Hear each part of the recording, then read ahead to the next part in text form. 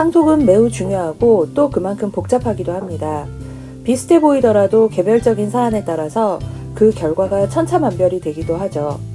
또 상속이라 그러면 재벌가에서나 벌어질 수 있는 일이라고 생각할 수 있는데 사실 일상에서 아주 많이 이루어지고 있습니다. 그래서 오늘은 상속에 대해 쉽고 재밌게 설명을 드리겠습니다. 오늘의 주제는 아버지가 먼저 돌아가셨는데 할아버지한테서 상속받을 수 있을까? 대습 상속입니다.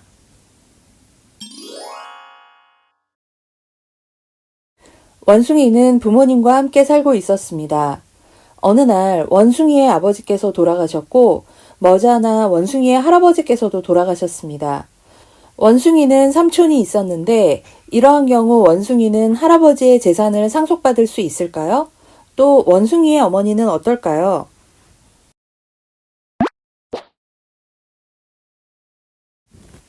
결론은 원숭이와 어머니 모두 할아버지의 재산을 상속받을 수 있습니다.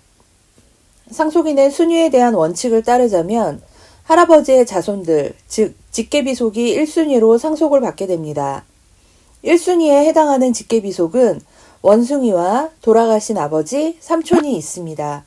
이 중 돌아가신 아버지를 빼면 원숭이와 삼촌이 남는데 이렇게 같은 순위가 여러 명이 있으면 돌아가신 분과 가장 가까운 혈연부터 상속을 하게 되죠.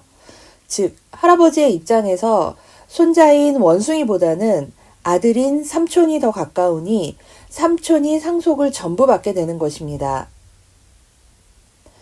게다가 할아버지의 입장에서 며느리에 해당하는 원숭이의 어머니는 사실 상속권자도 아닌 거죠.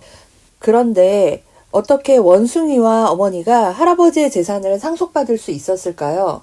그건 바로 대습상속 덕분입니다. 대습상속이란 상속인이 될 사람이 상속을 받기 전에 사망하거나 결격자가 된 경우 그 사람의 자식들과 배우자가 그 사망한 사람을 대신해서 상속을 나누어 받는 제도인데요. 이때 사망하거나 결격자가 되어 상속을 받지 못한 사람을 피대습자라고 하고 피대습자를 대신해서 상속받는 사람을 대습상속인이라고 합니다. 원숭이의 예를 들자면 할아버지가 사망하셔서 할아버지의 재산을 상속받을 사람은 아버지와 삼촌입니다.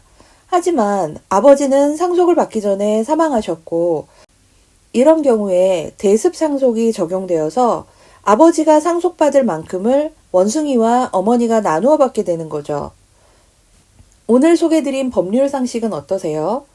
특히나 대습상속은 사람에 따라서 부정적으로 바라보기도 하는 제도인지라 여러분의 생각이 더 궁금합니다. 저희가 부동산 업무를 하다 보면 의외로 상속 지분에 대한 이야기가 많아요. 불의의 사고로 젊은 나이에 세상을 뜨신 부모님이 아주 어린 자녀를 남겨놓고 그 어린 자녀들은 아무것도 모르는 상태로 무언가를 상속받게 되는 거죠. 그리고 벌어지는 아주 복잡하고 다양한 얘기들이 있습니다. 그래서 저희가 영상에서 상속에 대한 이야기를 아마 자주 다룰 것 같아요. 너무 케이스가 다양하기 때문이죠. 상속 또는 부동산 지분 이런 부분에 있어서 질문이 있으시면 언제든지 댓글로 부탁드립니다.